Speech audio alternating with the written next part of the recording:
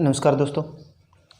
प्रतिशत में अपने कमी या वृद्धि से संबंधित प्रश्न पूछे जाते हैं। तो जैसे इस तरह से प्रश्न पूछ रहे, किसी संख्या को पहले 30% बढ़ाया गया, फिर 30% घटा दिया गया, तो बताओ कुल कितने प्रतिशत कमी या वृद्धि हुई। जैसे जितना मान बढ़ाया आपने उतना ही वापस घटा रहे हो, तो इस सिचुएशन में हमेशा कमी होती है। तो कमी आपकी कितनी होगी, देखो कमी बराबर x/10 की स्क्वायर, इतनी कमी होगी। ये x का मान है, ये बराबर जो बढ़ा रहे हो और घटा रहे हो वो मान है।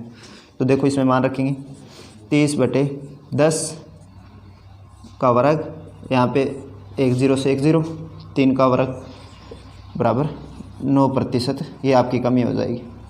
तो किसी संख्या में पहले 30% की वृद्धि की गई, फिर 30% घटा दिया गया, तो हमेशा 9% की कमी होगी। नेक्स्ट प्रश्न, किसी व्यक्ति का वेतन पहले आपका 40% बढ़ा, फिर 20% बढ़ा, फिर 25% घटा, तो आपको बताना है कि व्यक्ति का वेतन है वो कुल कितने प्रतिशत बढ़ा। मान लेते हैं पहले व्यक्ति का वेतन है वो 100 रुपये था, ठीक है। इसके अंदर 40% की वृद्धि हुई, यानी कि 140/100। उसके बाद 20% की वृद्धि हो रही है, तो 120/100। उसके बाद 25% घट रहा है, 100 था और 25 घट गया, तो 75/100। हल करेंगे, 2 0 से 2 0, 2 0 से 2 0, 25 तिये 75, 25 चौके 100, 4 तिये 12, 3 तिये 9, 14 में 126, ठीक है। देखो पहले 100 था, अब कितना हो गया 126, तो आपका उत्तर आ गया 26% वृद्धि, ठीक है। नेक्स्ट प्रश्न, कि एक सिनेमा हॉल में टिकट की दर में 30% की कमी होने पर दर्शकों की संख्या में 50% वृद्धि हो जाती है, ठीक है। तो सिनेमा हॉल की आय कितने % बढ़ी या घटी, ये आपको ज्ञात करना है। तो मान लेते हैं सबसे पहले सिनेमा हॉल की आय 100 रुपये थी, ठीक है। ये 30% दर्शकों की संख्या कम हो रही है, मतलब नहीं, टिकट की दर है वो 30% कम हो रही है, तो आप 30% कम करते हो, 70/100। उसके बाद कि दर्शकों की संख्या 50% बढ़ जाती है। दर्शकों की संख्या 50% बढ़ गई, पहले 100 थी मान लो, अब 150 हो गई, ठीक है।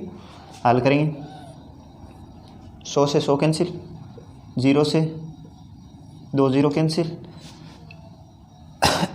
15 7 105। पहले 100 थी, अब 105 हो गई, तो बताओ कितने % वृद्धि हुई, 5% वृद्धि होगी सिनेमा हॉल की आय में, ठीक है। नेक्स्ट प्रश्न, कि एक आयत की लंबाई व चौड़ाई में 20% व 30% की वृद्धि होने पर उसके क्षेत्रफल में कितनी वृद्धि होगी। तो मान लेते हैं शुरुआत में इसका क्षेत्रफल था 100, और इसका क्षेत्रफल होता है लंबाई गुणा चौड़ाई होता है वैसे, है ना। तो लंबाई गुणा चौड़ाई, तो लंबाई में कितनी वृद्धि हो रही है 20 की, तो ये लो 120/100, और चौड़ाई में भी 30 की वृद्धि हो रही, तो 130/100। 2 0 से 2 0 काट दो, ये 2 0 है, इनसे ये 2 0, 12 को आप 13 से गुणा करोगे, तो 12 को 12 से कर लो, 12 का वर्ग होता है 144, और एक बार 12 जोड़ दो उसमें, 144 और 12 156। देखो पहले 100 था, अब कितना हो गया 156, यानी कि 56% की वृद्धि हो गई। नेक्स्ट प्रश्न, कि एक वर्ग की प्रत्येक भुजा में 20% की वृद्धि होने पर उसके क्षेत्रफल में कितने % की वृद्धि होगी। तो आपको ध्यान रखना है कि वर्ग होता है, वर्ग की चारों भुजाएं बराबर होती है, मतलब लंबाई भी और चौड़ाई भी दोनों बराबर होंगी उसकी, ठीक है। तो 100 मान लेते हैं पहले इसका क्षेत्रफल, और अब देखो लंबाई थी उसमें भी 20% की वृद्धि हुई, और चौड़ाई थी उसमें भी 20% की वृद्धि हुई, यानी कि वर्ग का क्षेत्रफल भुजा की स्क्वायर, ठीक है। तो आप 2 बार लिखोगे इसको, 100 से 100 को काटोगे, 2 0 से 2 0, 12 को 12 से गुणा करो, 144 है, और आप देखो 100 है, 100 से 144 आया, तो कितनी वृद्धि हुई 44% की, ठीक है। वर्ग के क्षेत्रफल में 44% की वृद्धि होगी। नेक्स्ट प्रश्न, एक घन की प्रत्येक भुजा में 20% की कमी करने पर उसके आयतन पर क्या प्रभाव पड़ेगा। तो घन का आयतन होता है आपका भुजा की क्यूब, ठीक है। तो आप 100 मानोगे पहले, अब देखो भुजा की क्यूब यानी कि भुजा गुणा भुजा गुणा भुजा, 3 बार गुणा करना पड़ेगा। तो आप देखो 20 कम करो तो 80, 80/100, 3 बार लिख देंगे इसको, 80/100, 80/100। 2 0 से 2 0 ये 1 2, 2 0 से ये 2 0 काट देंगे, इस 1 0 से 1 0। ऊपर रहता है 8 गुणा 8 गुणा 8 यानी कि 8 का घन, 8 का घन होता है 512।